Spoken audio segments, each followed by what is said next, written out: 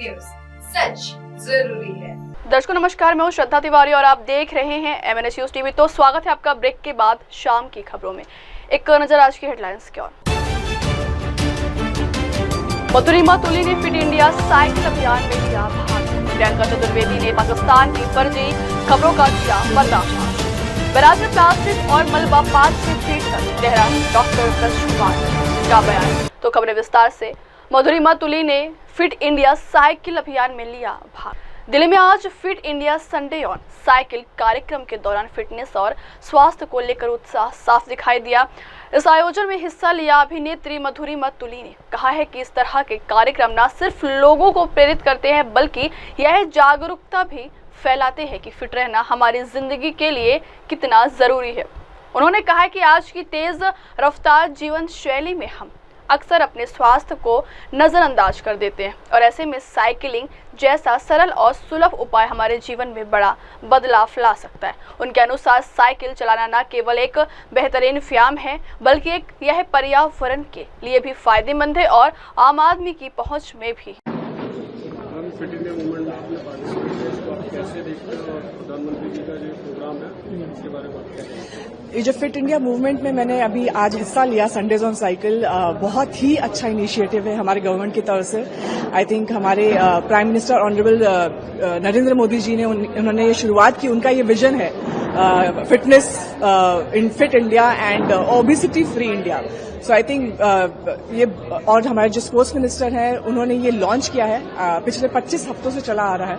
आई think ये awareness फैलाना बहुत जरूरी है ऑल अक्रॉस द वर्ल्ड कि हमें फिट रहना कितना इम्पोर्टेंट है।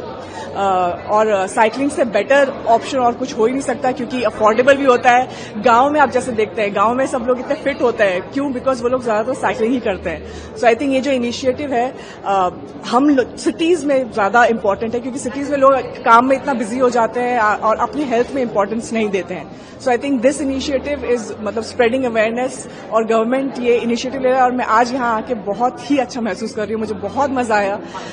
पूरी जनता जितने भी लोग आए थे, इतनी एनर्जी थी सब में, उनको देख के मुझे एनर्जी आ गई। So I am so happy and proud to be a part of it. उसके बाद आप अपने आप को करने के लिए कैसे मैनेज करते हैं उसके बारे में? स्केड्यूल बहुत ही डिफिकल्ट होता है डेफिनेटली, बट मैं कोशिश करती हूँ कि थोड़ा समय निकाल सकूं अपने बॉडी के लिए। बिकॉज बॉडी अगर फिट नहीं है तो कुछ भी नहीं है, ना मैं काम कर पाऊंगी ना मेरा मन लग पाएगा। सो मैं एटलीस्ट हफ्ते में 3 बार कोशिश करती हूँ कि मैं योगा करूं, मैं या तो स्विमिंग करूं या मैं बैडमिंटन खेलूं, कुछ भी एक्सरसाइज करूं। जिम में मेरा ज्यादा झुकाव नहीं है तो मैं कोशिश करती हूँ बाहर जितनी भी एक्टिविटीज है वो साइकिलिंग करूं। साइकिलिंग मुझे बहुत ज्यादा पसंद है, इसलिए मैं आज इस इनिशिएटिव का भी हिस्सा बनी हूं। सो मैं कोशिश ये करती हूँ कि कभी कभी टाइम नहीं निकाल पाते हैं, थक जाते हैं, लेकिन फिर भी ऐसा होता है कि शाम को लेट पैक हुआ तब भी मैं कोशिश करती हूँ कि मैं जाऊं एटलीस्ट आधा घंटा तो कम से कम वॉक कर लूं या कुछ भी कर लूं। तो उस तरह से आई थिंक आपको मेंटली नहीं तो मेंटली भी काफी डिस्टर्ब हो जाते हैं। सो मेंटली एंड फिजिकली आपको बहुत अगर आप स्पोर्ट्स करते हैं तो बहुत आपको बहुत ज्यादा फिट रखता है। हम आप इस प्रोग्राम में आए हैं government India fit India Sundays on cycle initiative को आप कैसे देखें? बहुत ही I think I am so proud कि मैं इस मूवमेंट का हिस्सा बन पाई हूँ। Fit India movement Sundays on cycle, I think ये बहुत इम्पोर्टेंट है अवेयरनेस फैलाना, क्योंकि स्पोर्ट्स बहुत जरूरी है हमारी मेंटली एंड फिजिकल फिट के लिए। और गवर्नमेंट द्वारा ये जो आयोजित हुआ है इसका हिस्सा बनना मेरे लिए एक बहुत प्राउड मोमेंट है। एंड हम लोग जो 4 किलोमीटर यहाँ पे पूरा राउंड लगा के आए हैं and the energy these guys have, ये एनर्जी देख के इतनी मुझ में ज्यादा एनर्जी आ गई। और आई थिंक हम लोग पूरे रास्ते वंदे मातरम भारत माता की जय ये बोलते हुए आए। बहुत ही अच्छा इनिशिएटिव है एंड आई थिंक हमारे ये नरेंद्र मोदी जी हमारे जो ऑनरेबल प्राइम मिनिस्टर हैं उनका इनिशिएटिव है और स्पोर्ट्स मिनट उन्होंने लॉन्च किया है। So fit movement India, I think it's a very important initiative which needs to be spread all over across the world. So yes, आपका फिटनेस मंत्र क्या है? जैसे आप मन से बोल रही थी कि फाइट अगेंस्ट ओबेसिटी कितना जरूरी है आज की यूथ के लिए, स्पेशली जो वर्किंग है आपकी इंडस्ट्री में। बहुत ही I think fight against obesity is very very important, क्योंकि ओबेसिटी एक ऐसी डिजीज है जो सिर्फ ओबेसिटी नहीं, उससे और भी और बहुत सारे डिजीज होते जाते हैं।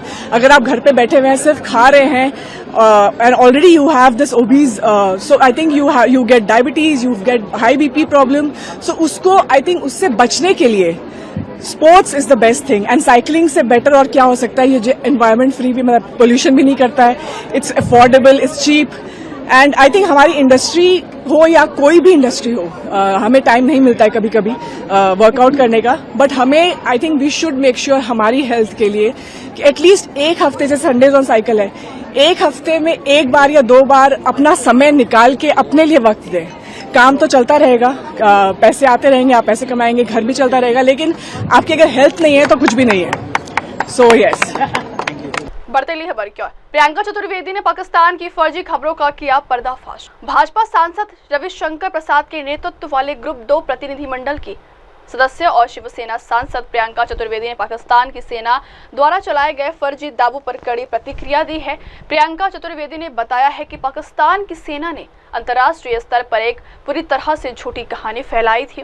उन्होंने कहा है कि पाकिस्तान के कुछ जनरलों ने प्रेस कॉन्फ्रेंस में वीडियो वॉर गेम दिखाकर भ्रामक दावे प्रस्तुत किए थे, लेकिन भारत के प्रतिनिधिमंडल ने जिन अधिकारियों से मुलाकात की उनसे पूरी स्पष्टता मिली। उन्होंने आगे कहा है कि जर्मनी के विदेश मंत्री ने इस झूठी कहानी की निंदा की है और जवाबदेही सुनिश्चित करने के लिए सभी संबंधित व्यक्तियों के नाम गुमनाम रखे गए। प्रियंका चतुर्वेदी ने इसे एक सफल यात्रा बताया और कहा है कि इस प्रतिनिधिमंडल समेत कुल 7 प्रतिनिधिमंडलों ने लगभग 40 देशों में बैठकों का आयोजन किया है, चाहे वह संयुक्त राष्ट्र हो, IMF हो या विश्व बैंक। सभी प्रमुख अंतर्राष्ट्रीय संस्थान अब पाकिस्तान के प्रति जवाबदेही का रुख अपनाने के लिए प्रतिबद्ध है। एविडेंस भी रखे हैं, फोटोग्राफ्स भी दिखाई ऑपरेशन सिंदूर की, क्या इंडिया नहीं कर रहा है, वहाँ पे क्या अचीव कर रहा है, किस तरह से आप देख रहे हैं? जी बिल्कुल, उनके मन में भी काफी सवाल थे। एक तो काफी सारी चीजें ऐसी थी जो एक कंफ्यूजन था कि क्या नैरेटिव चल रहा था, एक पूरा फेक नैरेटिव उनकी आर्मी की तरफ से भी चल रहा था। उनके खुद के जनरल्स आकर जो प्रेस कॉन्फ्रेंस कर रहे थे वो उसमें वीडियो वॉर गेम्स डाल रहे थे और वो कुछ भी क्लेम्स कर रहे थे। तो उसकी एक सेंस ऑफ क्लैरिटी जो जिन ऑफिशियल से हम मिले हैं, एक सेंस ऑफ क्लैरिटी आई। जैसे मैंने कहा, foreign minister of Germany totally condemned this, और अकाउंटेबिलिटी तय करने के लिए सब लोग यूनानिमस हैं। तो मैं यही कहूंगी कि बार बार यही मैं रिपीट करूंगी कि एक ये सक्सेसफुल ट्रिप रही। यूरोपियन यूनियन हुआ, US हुआ, मिडल ईस्ट हुआ, अफ्रीकन नेशंस हुए। हमने करीब करीब इन 7 डेलीगेशन ने 40 देशों में मुलाकातें की हैं। तो मैं मानती हूँ इसका आउटकम पॉजिटिव ही होगा। यूनाइटेड नेशंस हो, IMF हो, वर्ल्ड बैंक हो, सब पाकिस्तान की तरफ अकाउंटेबिलिटी का रुख अपनाएंगे, ये उम्मीद है। कुछ लीडर्स के स्टेटमेंट आया लगा था कि आप लोग वहाँ तैयार होकर घूमने गए हैं, किसी से नहीं मिले। बढ़ती खबर क्या, बैराज में प्लास्टिक और मलबा 5-6 फीट तक गहरा, बोले डॉक्टर ब्रज कुमार। पर्यावरण एवं जलवायु परिवर्तन निदेशालय के निदेशक डॉक्टर ब्रज कुमार सिंह कहते हैं कि मई के आखिरी हफ्ते में आए बाढ़ के बाद पानी कम हो गया, लेकिन जल निकासी व्यवस्था में प्लास्टिक के कारण यह अवरुद्ध हो गया है। राज्य में बाढ़ के बाद का प्रभाव बहुत तीव्र है और हमें इसके बारे में सतर्क रहना चाहिए। इथाई बैराज में प्लास्टिक और मलबा 5-6 फीट तक गहरा है। 5 जून को हमने स्थानीय युवाओं को CRPF के साथ बैराज क्षेत्र से सभी प्लास्टिक को साफ करना शुरू कर दिया है। सफाई के तीसरे दिन तक हमने प्लास्टिक के लगभग 5000 बैग एकत्र किए, जिन्हें हटा दिया गया है। During this last flood was held since the last week of May, since around 28, 29, 30, it has been already flooded in Imphal zone as well as in some portion of the lower catchment of this Manipur river, Imphal river. After that, after the flood is gone down from this city area, even though there is some area where it's impounded by the flooded water, till now, it is mainly due to soak the drains and blockage of the drainage systems by the plastics mostly. That's why it having impounding the water till now is waterlogged area. So it is a severe condition now. The post-flood impact has been very intensified in this state. So we should be very cautious on that. Very recently also that social media has picked up the photographs on this plastic bottle stock in the Itai Barrage. It is around not less than 5-6 feet depth of this plastic as well as all the debris is floated through this river from urban area, and it has been stocked in the gate of the Itha Barrage. And then immediately the department people has already rushed to the place, and on 5th of June we do celebrate, observe the World Environment Day with local people of the Itha Barrage, and we do start cleaning and pick up all these plastic bottles from this barrage itself. It is very tremendous and it is very problematic issue, because as we know that barrages always have a very high depth. It's very risky also, even though if we don't protect and if we don't pick up all these plastic bottles, then it will be again having lots of plastic pollution in the water body system, and it will go to international river system in Myanmar. So we are trying to prevent, and we are trying to collect it from this river itself with the local peoples. After collecting, we have started this collection of the plastic bottle since 5th of June along with the local youth club, Marapaibis, and the CRPF peoples. And in the next day too, all the people of this community is aware about it, and many societies and all civil organizations came to help the incident. And till today, it's today third day, day 3, and till now we are continuing regularly to collect all this plastic from this stock area. And till now we have collected around 1,500 these bags every day. So till now around 5,000 around we could collect it through bags. And after collecting all these plastics, after having auditing, after having some data set, we will send it back to the outside in Manipur.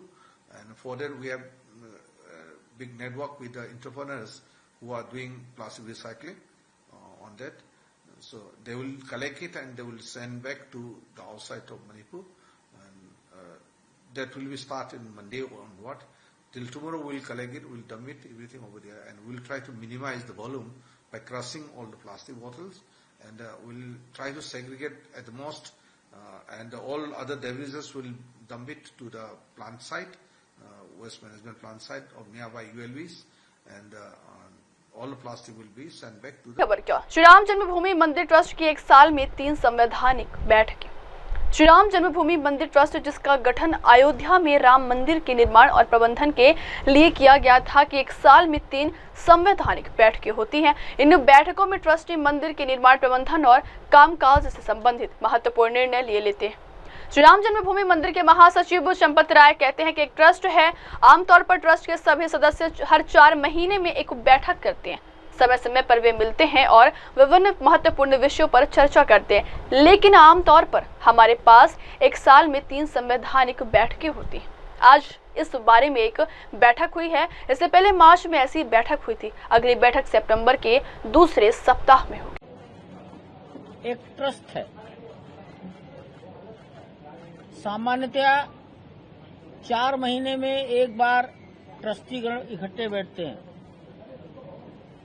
समय समय पर आपस में मिलते रहते हैं,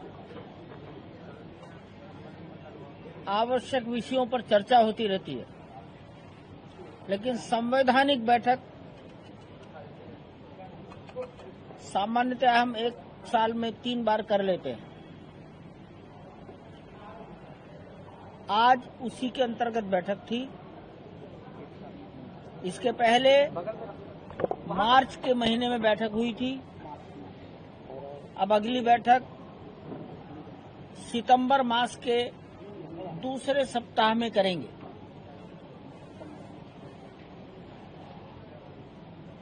सभी को निर्माण कार्य की विस्तृत जानकारी दी गई। ट्रस्टीज को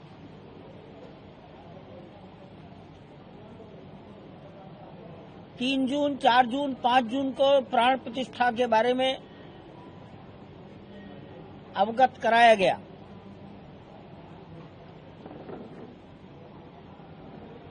और ये भी एक अच्छा विषय निकला कि सब निर्धारित समय के अनुसार ही हो रहा है। मैं ये कह सकता हूं कि 90% निर्धारित समय का पालन हो पा रहा है।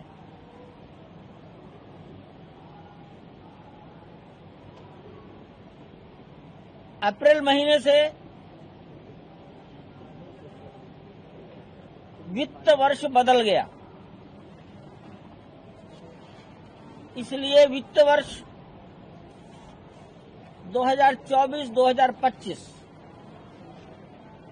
अर्थात 1 अप्रैल 2024 से लेकर 31 मार्च 2025 ये जो फाइनेंशियल ईयर है, इसकी अकाउंट बुक बंद हो गई, नए फाइनेंशियल ईयर की अकाउंट बुक चालू हो गई। अब सभी अकाउंट्स का ऑडिट होगा। ऑडिट होने के बाद वो सितंबर मास में सरकार के द्वारा घोषित तिथियों पर इनकम टैक्स डिपार्टमेंट को सभी अकाउंट सौंपे जाएंगे। तो एक टेंटेटिव जानकारी सभी को दे दी गई।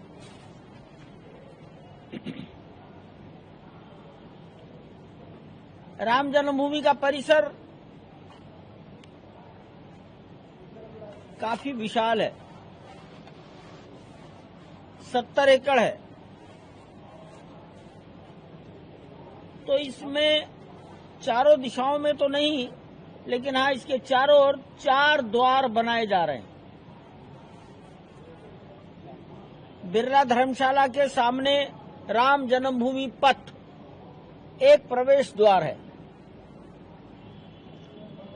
क्षीरेश्वरनाथ मंदिर के सामने क्रॉसिंग नंबर 3 वहां एक गेट बनेगा।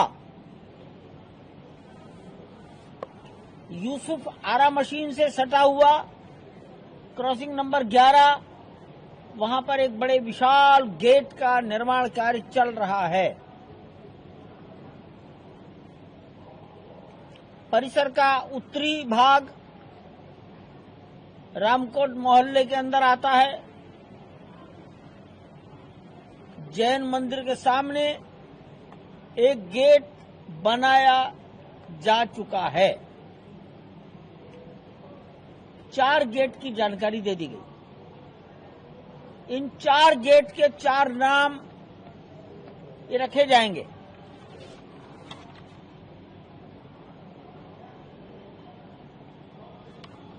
बिरला धर्मशाला के सामने का राम जन्मभूमि पथ, जगत गुरु रामानंदाचार्य मार्ग, द्वार। क्रॉसिंग 3 क्षीरेश्वरनाथ के सामने अभी बना नहीं है, शुरू भी नहीं हुआ है, जगत गुरु मध्वाचार्य द्वार।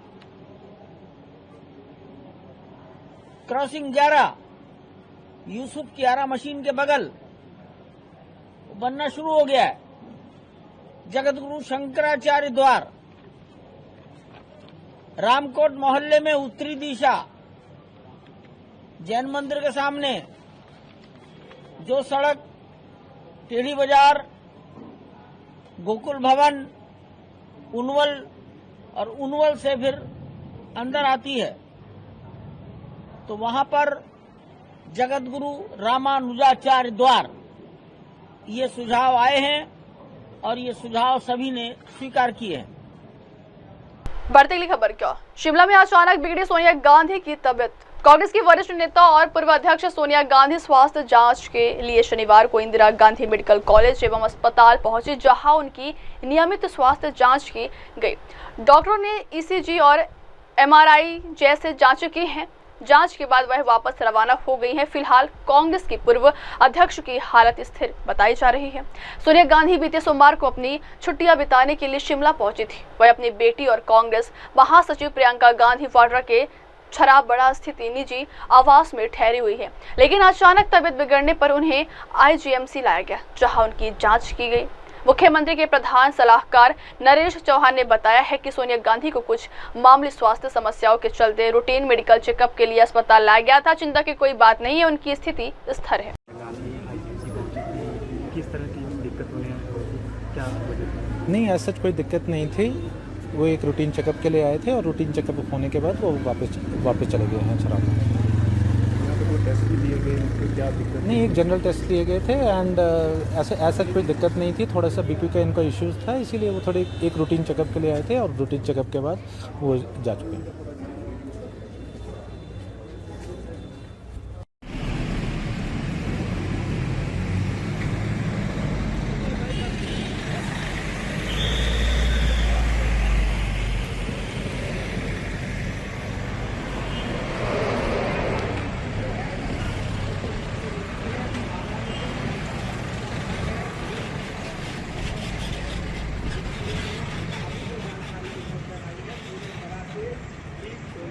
बढ़ती अगली खबर की ओर। तमिलनाडु में आज बीजेपी की अहम बैठक, शाह देंगे कार्यकर्ताओं को जीत का फॉर्मूला। केंद्रीय गृह मंत्री अमित शाह आज तमिलनाडु के दौरे पर है। यहाँ शाह 2026 में होने वाले तमिलनाडु विधानसभा चुनाव के मद्देनजर मदुरै में भाजपा की राज्य कोर कमेटी की बैठक की अध्यक्षता करेंगे और राज्य, जिला और मंडल स्तर के कार्यकर्ताओं के साथ मुलाकात करेंगे।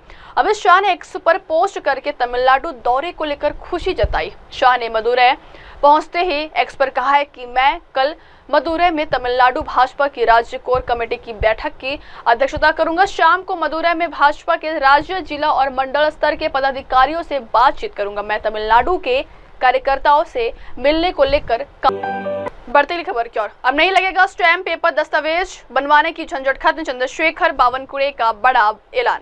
महाराष्ट्र सरकार ने आम जनता को बड़ी राहत देते हुए एक महत्वपूर्ण निर्णय लिया है। अब शैक्षणिक प्रमाण पत्र, जाति, आय, निवास, नॉन क्रीमीलेयर और राष्ट्रीयता जैसे दस्तावेजों के लिए 100 या 500 के स्टैम्प पेपर की अनिवार्यता समाप्त कर दी गई है। इसके साथ ही अदालत में प्रस्तुत किए जाने वाले शपथ पत्र भी अब केवल सामान्य कागज पर स्वयं प्रमाणित रूप में स्वीकार किए जाएंगे। यह जानकारी राज्य के राजस्व मंत्री चंद्रशेखर बावनकुळे ने दी है।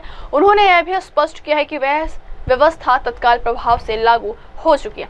राजस्व मंत्री चंद्रशेखर बावनकुळे ने राज्य भर के विभागीय आयुक्तों, जिलाधिकारियों, उपविभागीय अधिकारियों और तहसीलदारों को सख्त निर्देश जारी करते हुए कहा है कि स्टैम्प पेपर की मांग अब कानून के क्या नॉट आउट होते ही भी आउट दिए गए यशस्वी जायसवाल इंग्लैंड में अंपायरिंग पर उठने लगे सवाल। भारत और इंग्लैंड लायंस के बीच खेले जा रहे दूसरे अनाधिकारिक टेस्ट मुकाबले के पहले दिन भारतीय ओपनर बल्लेबाज यशस्वी जायसवाल अंपायर के फैसले से नाराज दिखे। जायसवाल को इंग्लैंड के अनुभवी तेज गेंदबाज क्रिस वोक्स की गेंद पर LBW आउट करार दिया गया है, जिसके बाद यशस्वी इस पर यकीन नहीं कर पाए। इस मुकाबले की शुरुआत घंटे में जायसवाल 25 गेंदों पर 2 चौकों की मदद से 17 रन बनाकर खेल रहे थे। तभी वोक्स की एक तेज इन स्विंग और गेंद उनकी पैड पर लगी, जिसके बाद अपील की गई और अंपायर ने जायसवाल को आउट दे दिया। वहीं इस निर्णय पर जायसवाल खुश नहीं नजर आए। वो कुछ समय वहां क्रीज पर खड़े रहे। उसके बाद वो पवेलियन दौरे की तैयारी में जुटा 14 साल का खिलाड़ी NCA ने लगा दी छक्का। IPL 2025 में अपने ताबड़तोड़ अंदाज से बल्लेबाजी कर सुर्खियां बटोरने वाले 14 वर्षीय वैभव सूर्यवंशी ने अब इंग्लैंड दौरे के लिए तैयारी शुरू कर दी है। भारत की अंडर 19 टीम इस महीने के अंत में इंग्लैंड जाएगी, जहां भारतीय अंडर 19 टीम को 5 वनडे और 2 यूथ टेस्ट मैच खेलना है। इंग्लैंड का दौरा 27 जून से शुरू होगा। भारतीय अंडर 19 टीम को पहला वनडे 27 जून को होफ के काउंटी ग्राउंड खेलना है। इस दौरे के लिए मुंबई के 17 वर्षीय बल्लेबाज आयुष महात्रे को भारत का कप्तान बनाया गया है। वहीं वैभव सूर्यवंशी को भी टीम में शामिल किया गया है। दोनों इंग्लैंड में पारी की शुरुआत करें। जुबान पर काबू रखना सीखो, डॉक्टर पर भड़के गोवा के स्वास्थ्य मंत्री, तुरंत किया सस्पेंड। गोवा के स्वास्थ्य मंत्री द्वारा डॉक्टर को फटकार लगाए जाने का वीडियो सोशल मीडिया पर वायरल हो रहा है। कांग्रेस ने इस वीडियो को शेयर कर गोवा के स्वास्थ्य मंत्री विश्वजीत राणे की आलोचना की है। गोवा के स्वास्थ्य मंत्री विश्वजीत राणे का एक वीडियो सोशल मीडिया पर तेजी से वायरल हो रहा है। इसमें यह गोवा मेडिकल कॉलेज और अस्पताल के एक सीनियर डॉक्टर पर गुस्सा करते हैं और उन्हें सस्पेंड करने का आदेश देते नजर आ रहे हैं। गोवा के स्वास्थ्य मंत्री ने डॉक्टर को फटकार लगाते हुए कहा है कि जुबान पर काबू रखना सीखो। इस वीडियो को गोवा कांग्रेस ने शेयर किया। ये घटना शनिवार को बामबोली में स्थित GMCH परिसर में मंत्री के एक औचक निरीक्षण के दौरान हुई। डॉक्टर था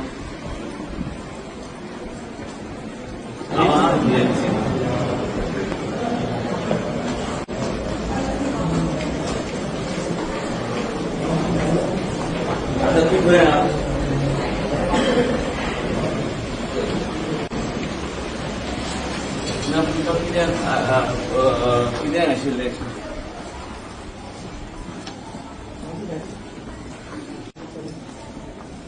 ना पूण इंजेक्शन वॉर्ड इंजेक्शन कॅज्युअलिटी दिली ना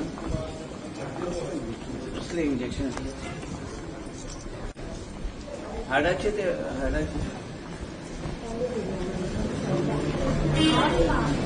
आज ओपीडी बंद झाली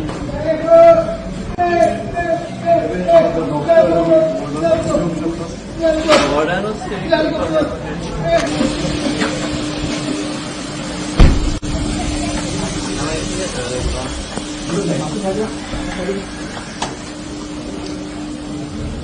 हय पूण ते कळ्ळें म्हाका पूण ते फुडें जा पूण विशय कितें घडलो तेणी तुका गायड केलें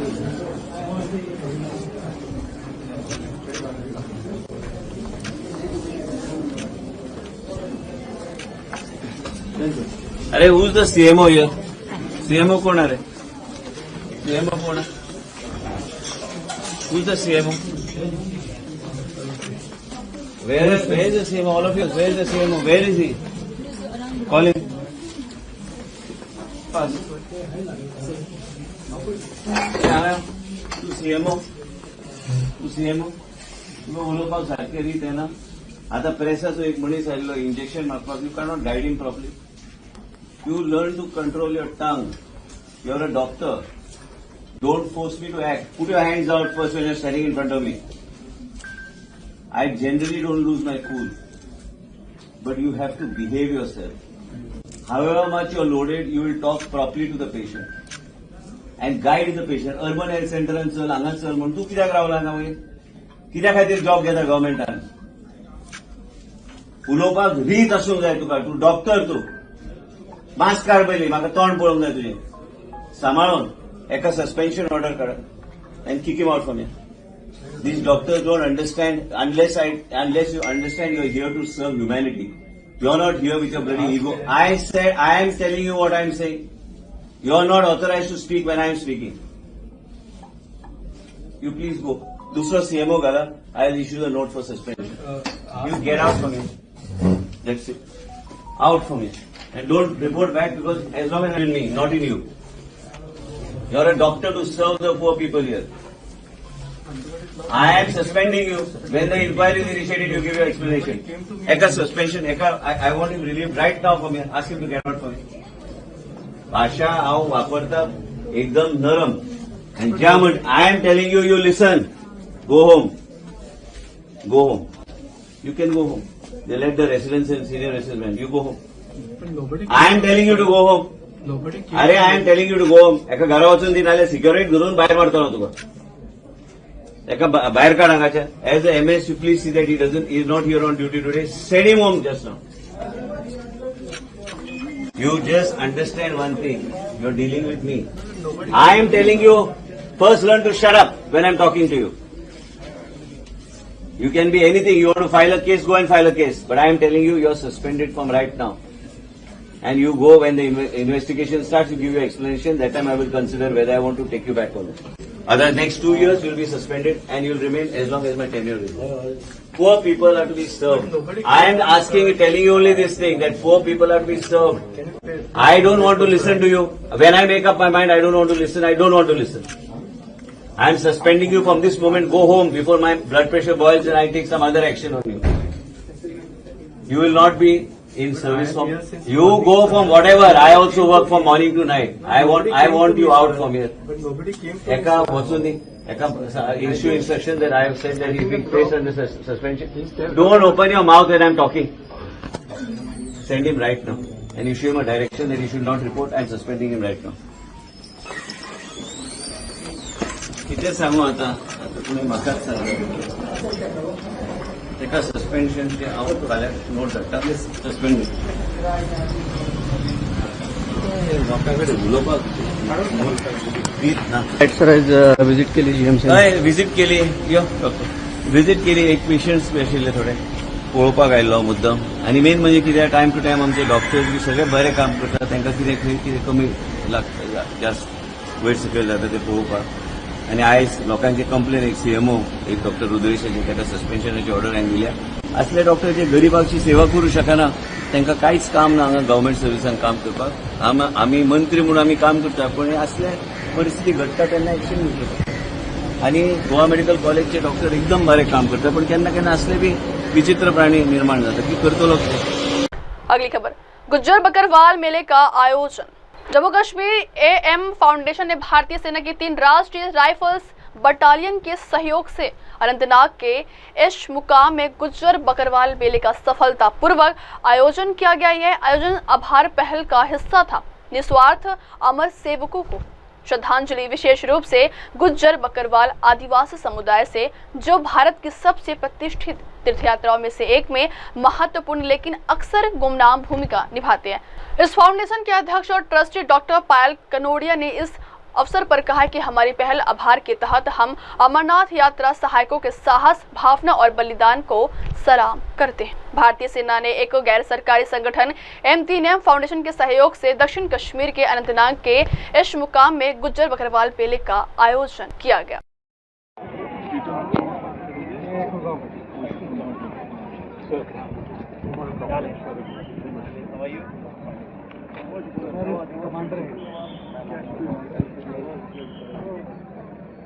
Thanks for this opportunity.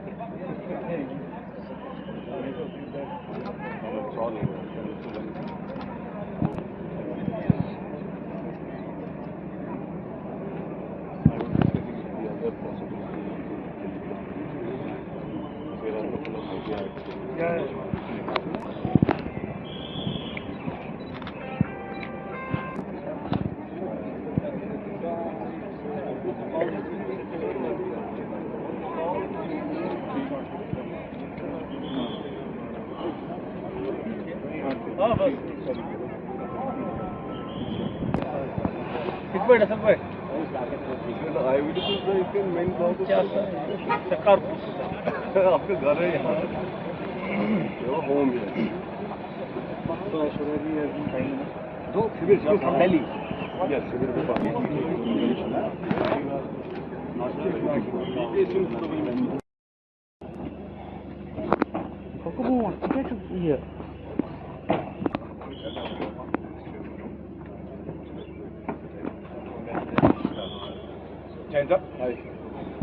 चले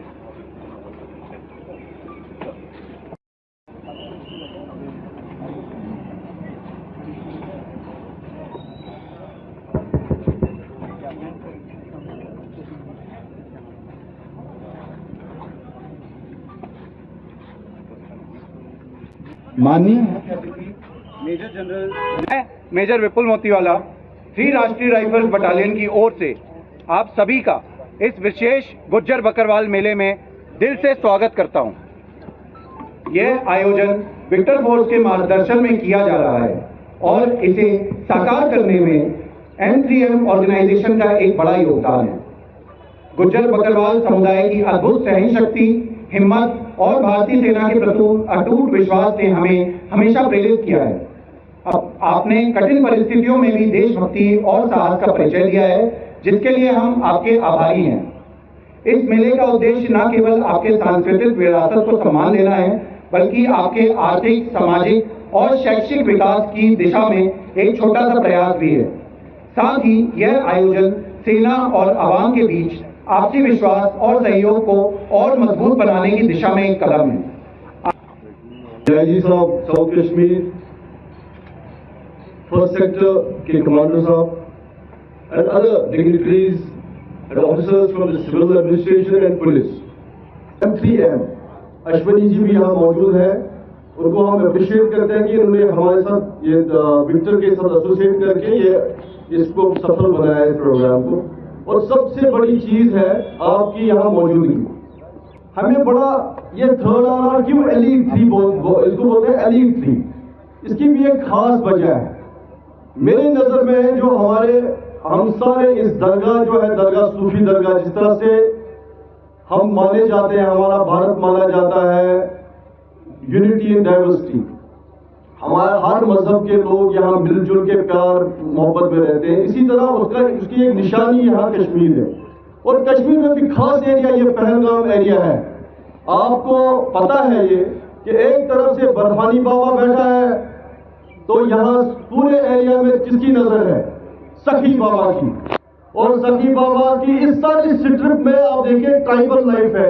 गुजर बकरवाल के जो हमारे भाई बहन हैं वो इस सारी स्ट्रिप में है।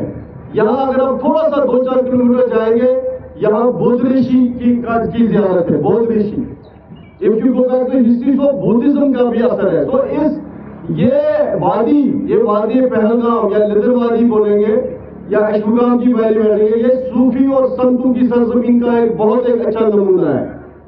इसीलिए यहाँ पे अगर आप देखेंगे पिछले 35 ईयर्स की जो हमारी जो टर्बुलेंस हुई है, यहाँ पे नेगेटिव एलिमेंट्स ने हर मुमकिन कोशिश की इस वादी को डिस्टर्ब करने की, लेकिन हमारे एक तो वहां से बर्फानी बाबा और दूसरा जो कनेक्टिंग फोर्स है पूरे विश्व के लिए, पूरे भारत के लिए कनेक्टिंग फोर्स है। हर भारत का हर एरिया से आते हैं। हर साल एक जो श्रद्धालु आते हैं यहाँ आना है बर्फानी बाबा के। इसलिए हजरत सखी ज़ैनुद्दीन वली रहमतुल्लाह अलैह जो है, सूफी बुजुर्ग जो है, वो उनको हर मजहब के लोग मानने वाले हैं और इस दरगाह को हाजिरी देते हैं। तो उस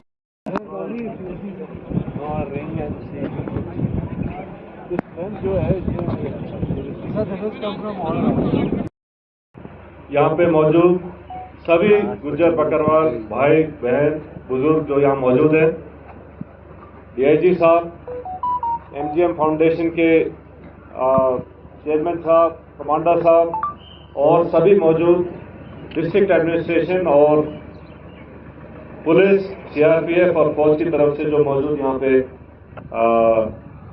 ऑफिसर्स आए हैं, आप सभी के बीच खड़े होकर के आपके बीच मिल के मुझे बहुत खुशी और बहुत फख्र है। आप लोग इतनी बड़ी तादाद में इस दिन के ऊपर यहाँ पे इतनी बड़ी नफरी में यहाँ पे मौजूद हुए हैं, ये बहुत खुशी की बात है। ये जाए कि जवान और आवाम हम सब साथ हैं और आप जो है यहाँ पर आकर के आपने इस प्रोग्राम को कामयाब बनाने में, इस नफरी में जो आप आए हैं इसको कामयाब बनाने में आप इस नफरी से आए हैं, ये प्रोग्राम कामयाब हुआ है आपकी मौजूदगी से। और हम ये प्रोग्राम क्यों कर रहे हैं? क्योंकि हम जानते हैं कि आप जो है जिस कंडीशन में रहते हैं और जो आपकी परिस्थितियां हैं उसमें सपोर्ट की रिक्वायरमेंट है। आप ऊंचे पहाड़ों पे, मुश्किल जगहों पे, दुर्गम जगह में जाते हैं अपने फैमिली के साथ, अपने जानवरों के साथ, मवेशियों के साथ। आपके जो भी सुझाव है और आपके आगे के लिए जो भी आप चाहते हैं कि हम करें, वो आइडियाज आप हमें दें और हमारी पूरी कोशिश रहेगी कि हम आपकी पूरी रिक्वायरमेंट्स को ज़्यादा से ज़्यादा मीट कर सकें। मैं इस प्रोग्राम को कामयाब करने के लिए एमजीएम फाउंडेशन और उनके जो सदस्य यहाँ पे आए हैं उनका शुक्रगुजार करना चाहता हूँ, क्योंकि वो हमारे पार्टनर्स हैं और उनकी मदद के बिना ये प्रोग्राम कामयाब नहीं होता है। Thank you so much. तो बाकी ज़्यादा ना कहते हुए अगेन आप सबको आपका यहाँ आने के लिए बहुत बहुत शुक्रिया। और 2 दिन के बाद ईद आ रही है, मेरी तरफ से आप सभी को एडवांस में बहुत बहुत बड़ी मुबारक। Thank you. जय हिंद।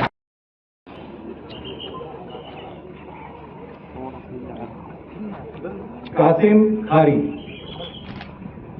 कुछ आप भी दीजिए।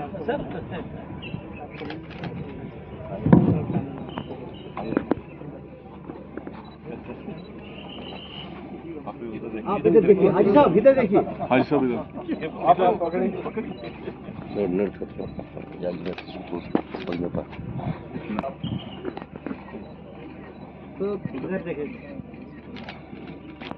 और हमारे गुजर बकरवाल भाइयों से अनुरोध करता हूं कि जलपान के लिए निर्धारित स्थान पर प्रस्थान करें। मेरा नाम डॉक्टर ऐश्वर्या महाजन है। मैं मैनेजिंग ट्रस्टी हूं M3M फाउंडेशन का। आज का ये जो कार्यक्रम हो रहा है, मैं धन्यवाद देना चाहता हूं और बहुत प्रशंसा करना चाहता हूं हमारी भारतीय सेना का कि जिन्होंने इस कार्यक्रम को यहाँ पे रखा।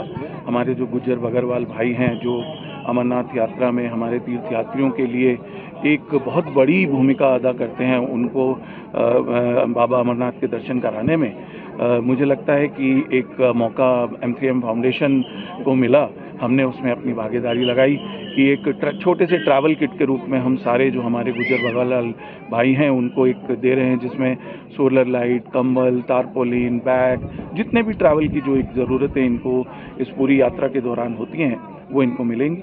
और M3M फाउंडेशन इंडियन आर्मी के साथ मिलकर पहलगाम में जो भी हमारे इनिशिएटिव्स हैं सामाजिक विकास के लिए, जो भी हम करना चाहेंगे और जो भी योजनाएं बन रही हैं उसमें पूरी भागीदारी निभाएंगे।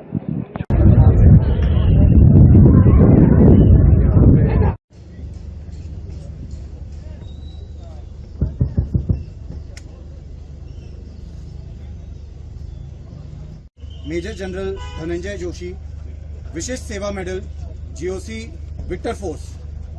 आदरणीय अतिथि का इस विशेष गुज्जर बकरवाल मेले में दिल से स्वागत करता हूं।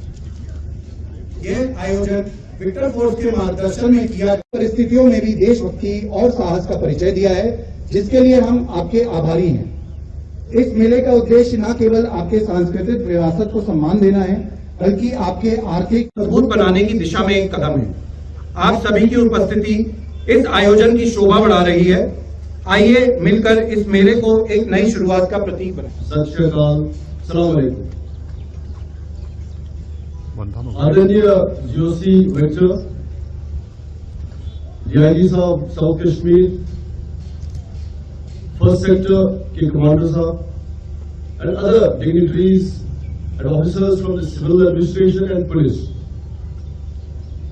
आज का जो ये आयोजन है ये एक इम्पोर्टेंट ऑर्गेनाइजेशन है गुड़गांव बेस्ड M3 गुलाम हसन चीची,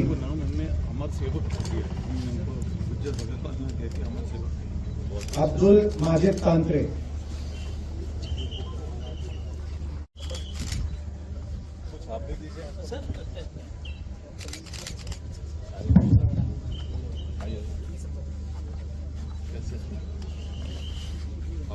आप इधर देखिए, हाजी साहब इधर देखिए।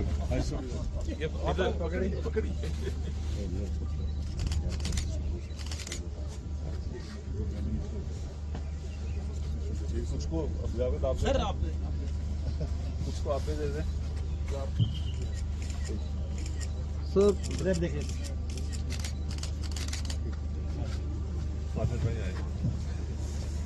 और हमारे गुजर बकरवाल भाइयों से अनुरोध करता हूं कि जलपान के लिए निर्धारित स्थान पर प्रस्थान करें। चलिए चलिए।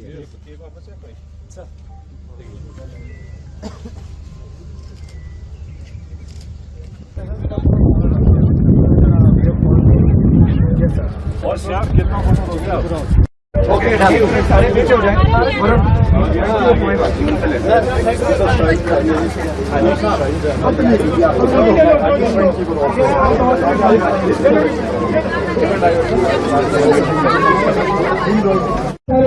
बाहर से लाइन लगाइए।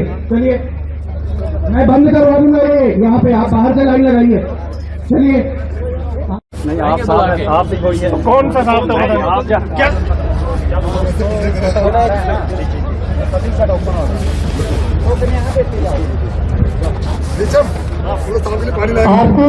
आरती यहाँ पे मेडिकल लेके आओ, बनने लेके आओ यहाँ पे।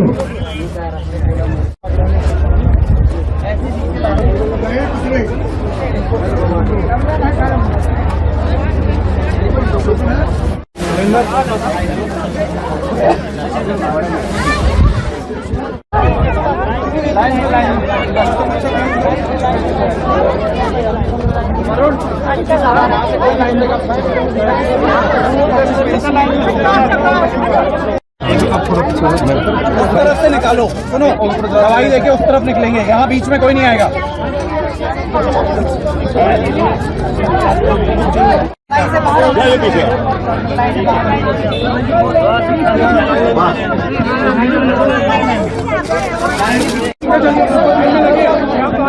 लाइन में लगे। कार्ड कौन सा है? ये किसका कार्ड? नहीं होगा। ठीक है, एक मिनट रुक जाओ, पीछे रहो बाबा, पीछे रहो। ये पकड़ो अपना शबनम अख्तर कौन है? शबनम अख्तर, तो आप अपना कार्ड यहाँ ऐसे छोड़िए मत, आपका कार्ड लाइन से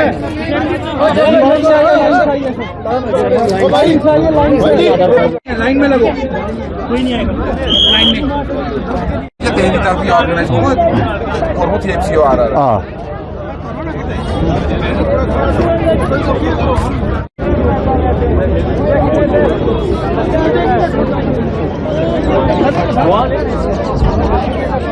ये उतार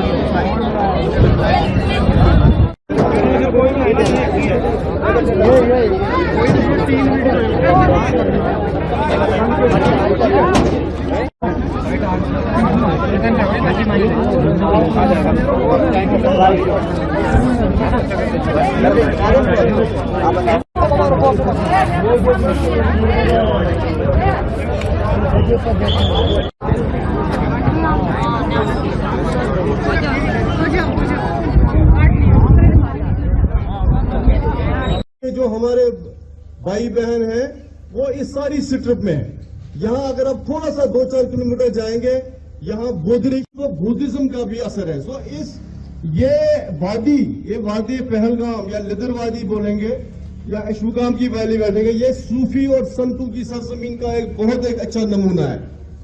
इसीलिए यहाँ पे अगर आप देखेंगे पिछले 35 ईयर्स की जो हमारी जो टर्बुलेंस हुई है, यहाँ पे नेगेटिव एलिमेंट्स ने हर मुमकिन कोशिश की।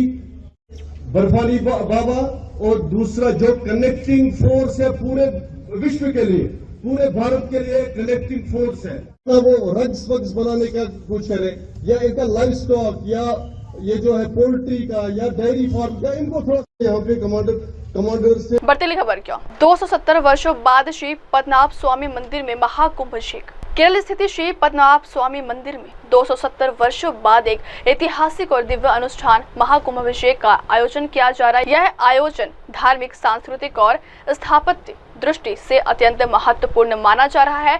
इस समारोह के तहत मुख्य मंदिर के सामने स्थित गुंबदों का विधिवत समर्पण किया जाएगा। साथ ही विश्व के मूर्ति की पुनः स्थापना भी की जा रही है।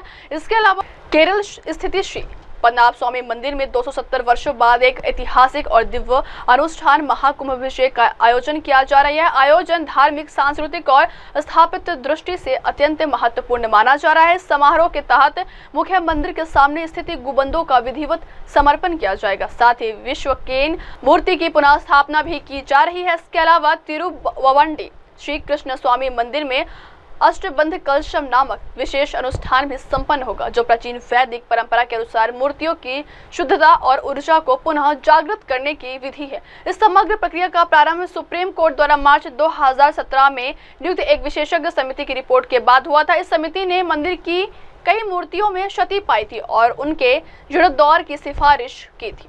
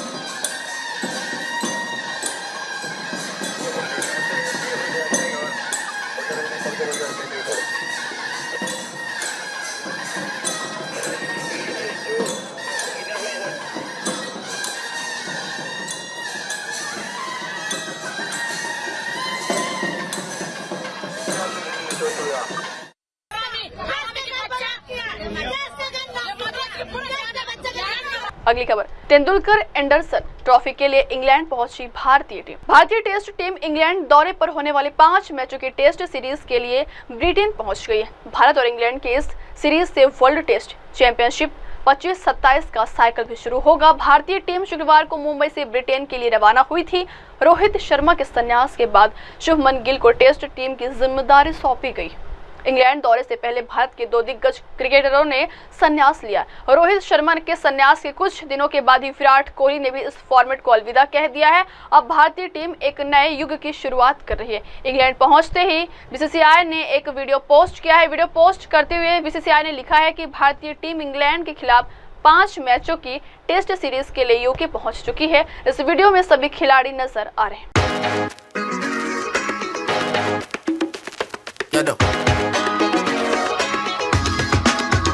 Boss.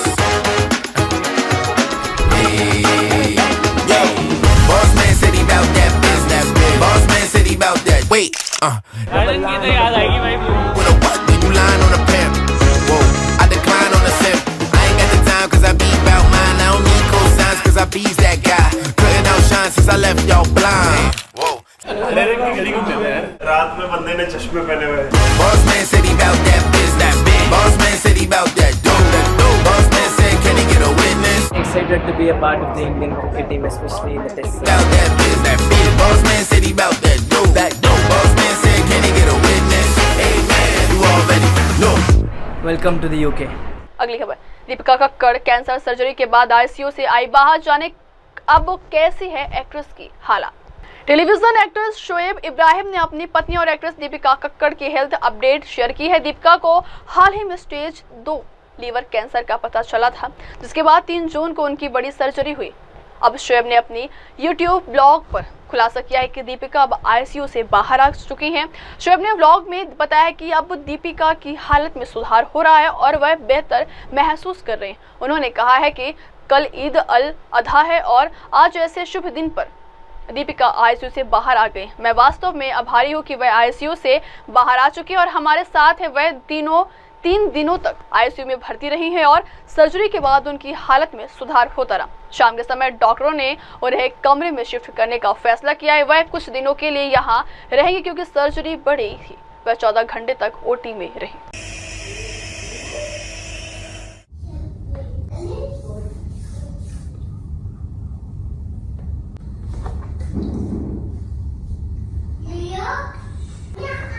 कल बकरीद है यहाँ पे और आज रोजा था अरफा का, और दिन देखो आज ही के दिन दीपिका माशाल्लाह आईसीयू से बाहर आई है, तो हम रूम में हैं अभी।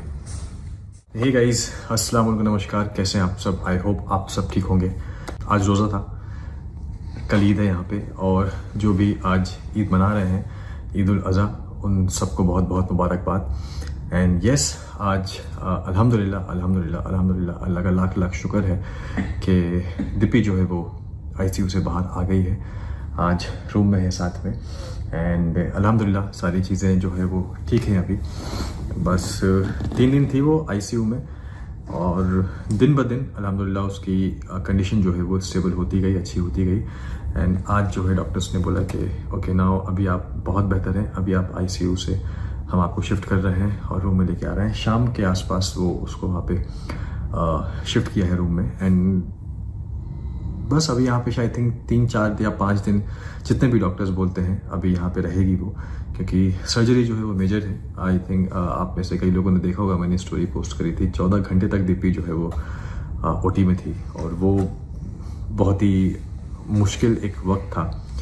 लाइक हम सब, क्योंकि पता था कि डॉक्टर्स बोल रहे हैं कि हाँ शाम हो सकती है, तो इतना आइडिया था। लेकिन 8:30 बजे मैं दीपिका को ओटी पे छोड़ के आया था, एंड 11:30 वो बाहर निकली, मैं उससे मिला, वो भी सीधे आईसीयू में जब उसको शिफ्ट किया।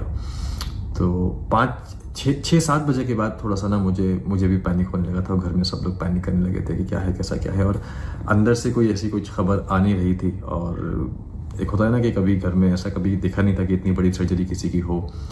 सुना था कि हाँ कभी कभी ऐसी बड़ी बड़ी सर्जरीज भी होती हैं, तो 5-6 के बाद थोड़ा सा पैनिक हो गया था। लेकिन एक चीज़ की तसल्ली थी, क्योंकि जो डॉक्टर सोमनाथ हैं, जिन्होंने दीपिका का पूरा ये सर्जरी की है, जो लिवर ट्रांसप्लांट के सर्जन है बेसिकली यहाँ पे, तो उनके अंडर में जो डॉक्टर हैं, डॉक्टर संकेत, उन्होंने मुझसे कहा था कि अगर हम बाहर नहीं आए तो आप समझना कि सब सही जा रहा है। अगर कोई ऐसी बात होती है या हमें कोई और डिसीजन लेना पड़ता है, मतलब अर्जेंट बेसिस पे, तो हम रिलेटिव्स पे पूछते हैं, उनको इन्फॉर्म करते हैं, उनको बताते हैं। तो कहीं ना कहीं बैक ऑफ द माइंड एक ये चीज़ थी कि चलो मतलब नहीं आ रहे हैं पूछने, तो ठीक है, सब सही जा रहा है।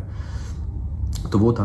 बट फिर भी जो एनेस्थेटिक डॉक्टर थी, डॉक्टर शर्मिला, वो रात को 8:30 के आसपास वो बाहर आई थी। उन्होंने मुझे बुलवाया और उन्होंने बताया कि टेंशन मत लेना, सब ठीक है, सब सही जा रहा है और इतना प्रोसेस हो गया है, बस थोड़ा सा प्रोसेस जो है वो और बचा है, तो 1-2 घंटे के अंदर, 2-2.5 घंटे में वो बाहर आ जाएंगी, उनको आईसीयू में शिफ्ट करेंगे। तो ये है एंड अल्हम्दुलिल्लाह सर्जरी अच्छी रही, सब कुछ अच्छा रहा। बस अब इंतज़ार है कि धीरे धीरे दिन ब दिन दीपिका की जो है वो रिकवरी होती जाएगी। अभी हो भी रही है अल्हम्दुलिल्लाह। फर्स्ट डे से देखा जाए तो आज में बहुत ज़्यादा बेहतर है, इसलिए उसको आईसीयू से शिफ्ट कर दिया है। बट ये सभी क्योंकि है तो थोड़ा सा पेन रहता है, स्टिचेस में वो रहेगा, लेकिन हाँ सारी चीज़ें जो हैं वो बेटर हैं। ब्लड रिपोर्ट्स जो रोज़ हो रहे हैं वो भी बेहतर है। मूवमेंट है इसका, चलना फिरना दीपिका का जो है वो शुरू हो गया है, स्लोली चल रही है, वॉक कर रही है, नॉर्मल डाइट पे अभी आ गई है। 3 दिन सिर्फ लिक्विड पे थी, बट आज से उन्होंने नॉर्मल डाइट जो है धीरे धीरे वो शुरू किया है। तो ये है एंड थैंक यू आप सबका। हालांकि मैंने स्टोरी डाली थी, मैंने बोला था कि आप सबका बहुत बहुत शुक्रिया। एक बार फिर से आप सबको सामने से मैं दिल से बहुत बहुत शुक्रिया करता हूँ कि आप सबने बहुत दुआएं करी हैं, बहुत सारे मैसेजेस करे हैं, बहुत सारी दुआएं भेजी हैं, अपने अपने तरीके से आप सबने प्रेयर किया है, अपने अपने तरीके से आप सबने मतलब बहुत से लोगों ने हर एक उस शख्स को जिसने एक बार भी दीपिका के लिए प्रे किया होगा उसके लिए दिल से बहुत बहुत शुक्रिया। आई थिंक आप सबकी दुआओं का नतीजा है, अल्लाह का रहम और करम है कि आज दीपिका अल्हम्दुलिल्लाह बिल्कुल सेफ है। सर्जरी बहुत अच्छे से रही, जो भी उसका ट्यूमर था वो बहुत ही अच्छे से सारी चीज़ें वो बाहर आ गई हैं एंड गॉल ब्लैडर भी उसका निकाला है क्योंकि उसमें स्टोन था।